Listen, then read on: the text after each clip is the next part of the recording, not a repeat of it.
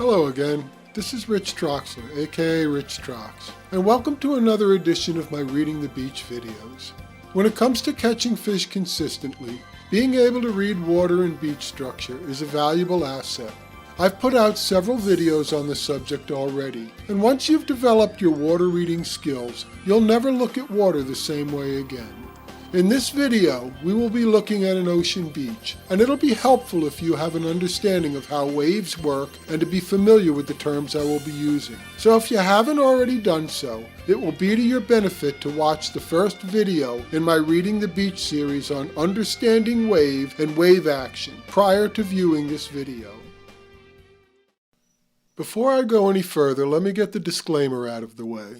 The information provided on this video is based exclusively on my own experiences and should not be considered the be-all and end-all of fishing. It is intended solely to stimulate thought, provide direction, and encourage experimentation, in the sincere hope that it may be of help to you on your surf fishing journey.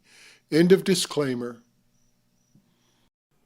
Some people ask me why all this stuff about reading water. Who cares? Just tell me where the fish are, or where to throw my bait. While I've basically covered that from several angles on different videos already, the short version is that predator fish eat bait fish. And I don't know of any single species of bait fish that likes getting its ass kicked by crashing waves in shallow water. They also don't like to expose themselves to predators in open water. So think edges and work it from there. It's your job to know the predator species you seek and the bait they feed on, and most of all, it's your job to think. It's my job to provide you with the tools you need to do your job better, and learning to read a beach is one such tool to add to your toolbox, and an important one at that.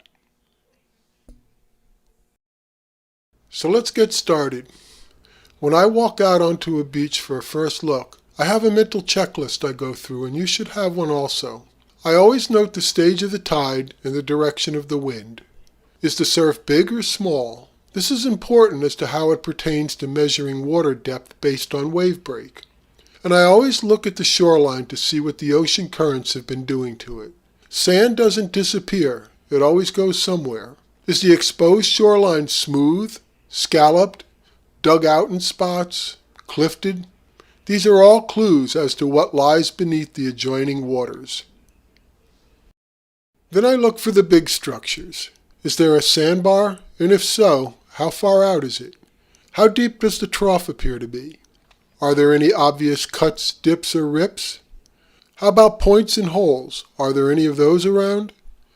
If I plan on coming back that night to fish the area, I make sure I take all the ranges or locational info I need to be able to find these areas at night. Although to be honest, even on dark nights, I can usually find them just by looking at the water. So let's see what we have here.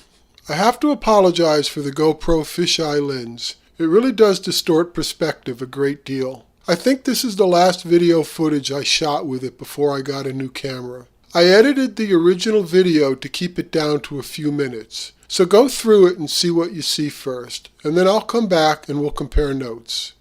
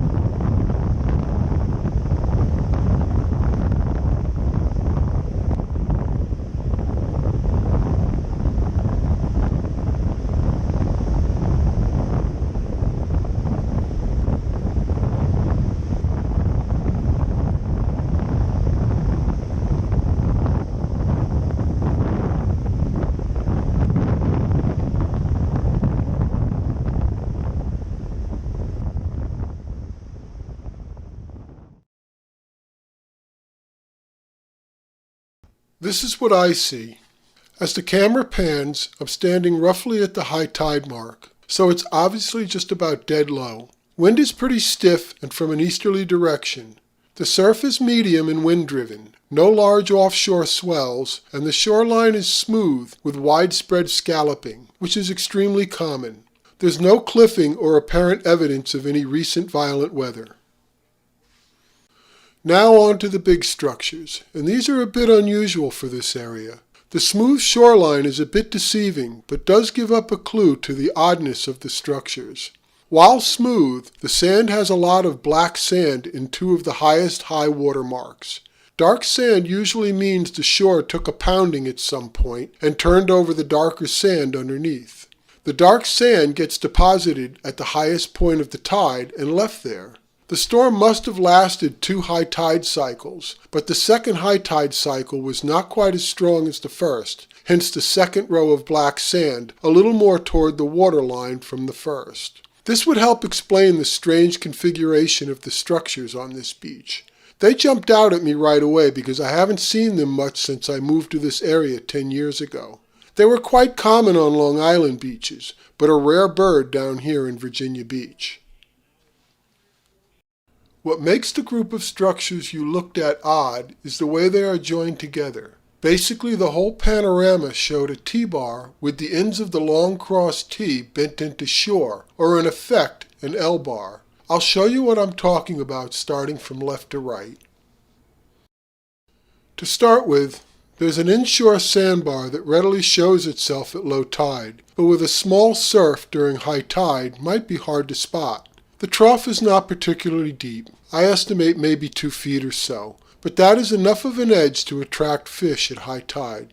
Don't forget that while you could walk up to these structures now, at dead low tide, at high tide there will be 5 to 6 feet of water over these same structures, maybe more depending upon your location.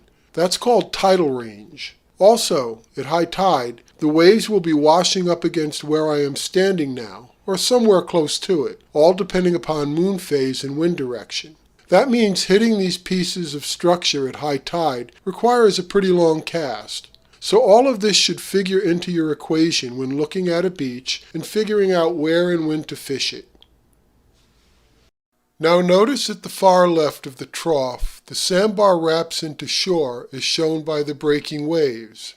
They are spilling breakers, and they are rolling over shallow flat water, not reformed waves that plunge on the shore after passing over the sandbar. That's how you know. That's what the waves and water are telling you. In effect, this trough has become a pond or hole of sorts, and you'll see why next. Again, the fisheye lens has distorted the perspective, but as I pan to the right, the sandbar we just looked at connects to a point. The sandbar now makes the left side of the T configuration. The left side of the point is also the other side of the pond or hole that the trough has become. The point extends its shallow bottom straight out past the sandbar, farther into the ocean, at roughly 90 degrees to the shore and sandbars, and shows itself by the waves breaking further out and spilling towards shore with no reforming, indicating shallow bottom contour. And again, what makes this structure configuration odd is that points typically have plain old holes on either side of them. You can check out my video on the topic for more information if you wish. Enter Surfer Guy. Note the point break to his left. I cut out his walk and jumped ahead some. Note where he is entering the water.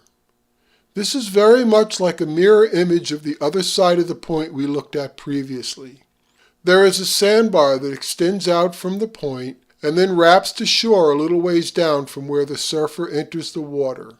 That little pond or hole probably runs close to 5 feet deep, even at low tide. Watch as he wades out. It's waist high until just before the backside of the trough, where it looks like it drops to almost chest high on him. That is a significant piece of structure, and a place I would expect predator fish to chase bait fish around in circles in at the higher stages of the tide. And in the walk-off clip, looking down the beach, there appears to be another similar configuration a ways down. Hard to predict how far it is with a fisheye lens, but it is pretty apparent just by looking at it. So I hope this video gives you some insight into beach whispering. To quote Yogi Berra, you can observe a lot by just watching. I'll be following this video with another beach reading video very soon, so stay tuned. Practice makes perfect. That's my view from the beach. So until next time, be well and catch 'em up.